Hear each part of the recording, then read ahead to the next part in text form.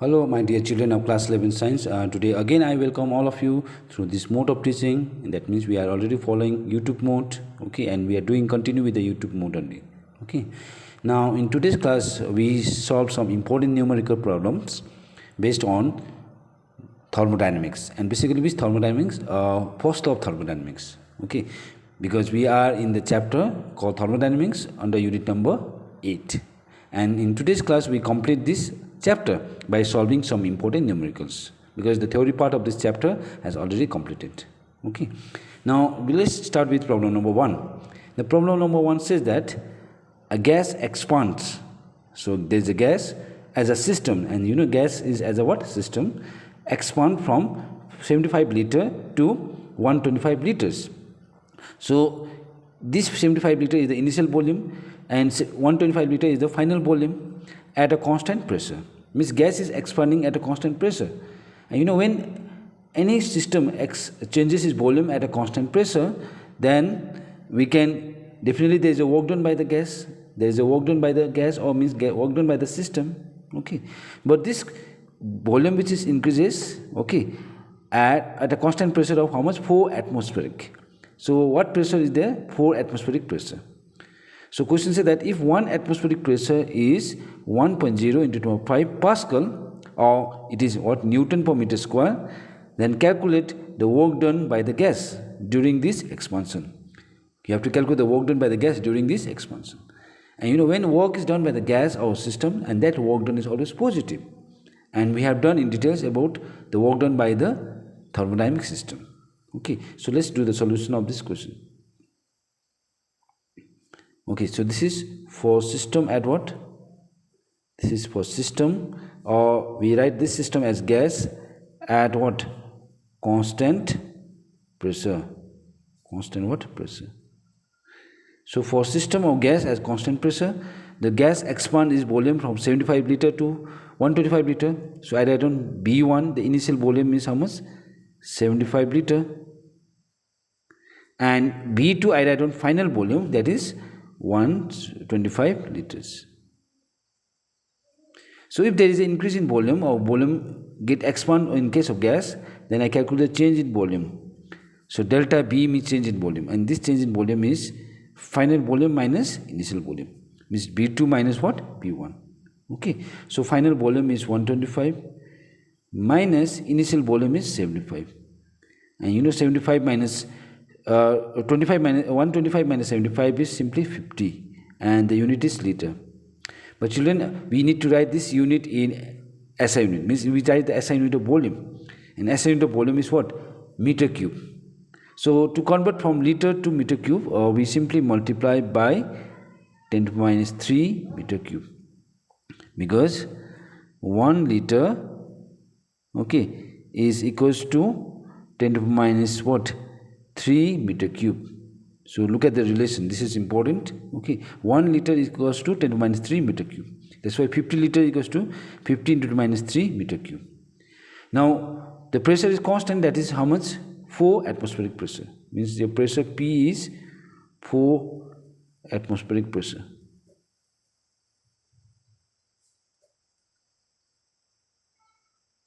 But 1 atmospheric pressure is equals to 1.0 into 5 Newton meter square.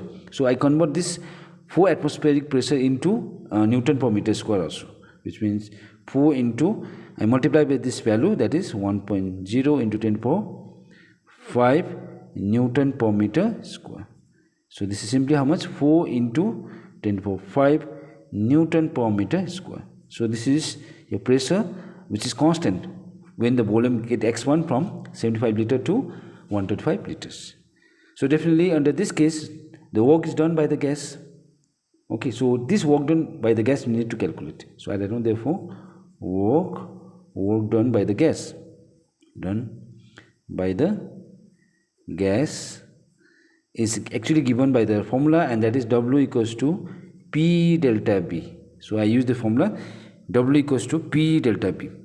So let's substitute the value. Pressure is how much? 4 into 10 to the power what? 5. Your change in volume that we have already calculated, which is 50 into 10 to the power minus 3. So 4 into 50 means 200 into 10 to the power 5 minus 10 to the power minus 3 means 5 minus 3 means 2. So I did the answer not in this way, but I write the answer in single digit, keeping this 2 and 10 to the power 4. Because 20 means 10 to the power 2, so 2 plus 2 means 4. So 2 into 10 to the power 4, and the unit is what? Joule. So this is the work done by the gas as a system. Okay, and this work done, as we have calculated, is always positive. So this is one of the important numerical based on work done by the thermodynamic system.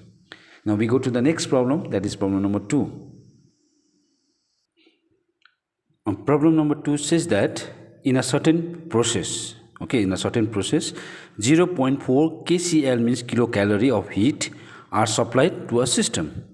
So under certain process, if 0.4 kilocalorie of heat are supplied to a system, and at the same time 120 joule of work is done on the system.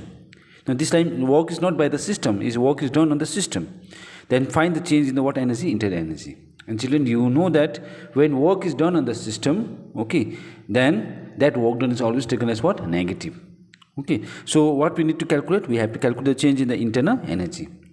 So internal energy, work done, and the heat supplied to a system is expressed by the first law of thermodynamics. So that means this problem is based on first law of thermodynamics. So let's do the solution of this problem. So in this problem, children, the amount of heat supplied to the system that is given, I marked by letter Q as the symbol. This is 0.4 kcal. So this is the amount of heat supplied to the system. But this heat which is supplied is in kilocalorie. But what I do, I write this in joule. So I have to convert this kilocalorie into joule.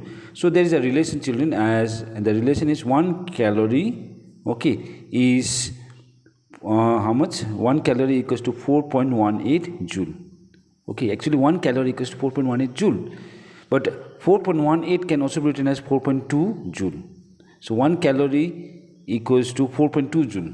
So that 1 kilocalorie, and you know 1 kilo means how much calorie? 1000 calorie. So 1 kilocalorie means 1000 calorie equals to 4200 joule. Means just multiply by 4.2 into 1000. So 4.2 into 1000 means 4200 joule.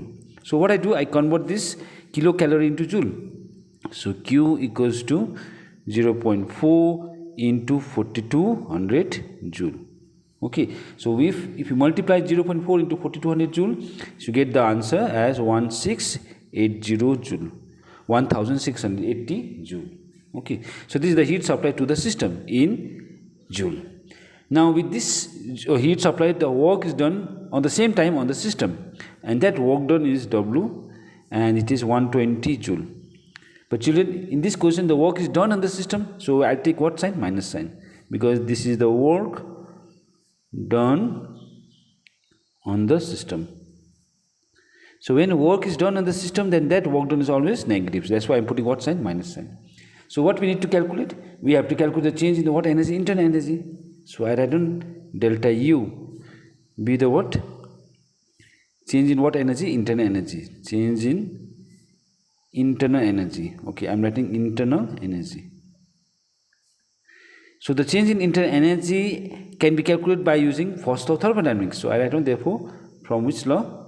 From first law of thermodynamics. Now from first law of thermodynamics, there is a relation that Q equals to delta U minus plus what? W. So we can calculate the value now with the sign. So let's substitute the value. Q is how much? 1680. The delta U that we need to calculate, plus now delta W as you sign is what? Minus 120. So 1680 equals to delta U. Now minus into plus is what? Minus 120. So we need to calculate delta U. So if I take this in the left hand side, it becomes plus. So I write directly delta U equals to 1680 plus 120. So 1680 plus 120, if you add, it will be 1800 joule. So look at the change in internal energy, that is 1800 joule. So the internal energy of this system is changed by how much? 1800 joule. So this is a problem even based on the first law of thermodynamics.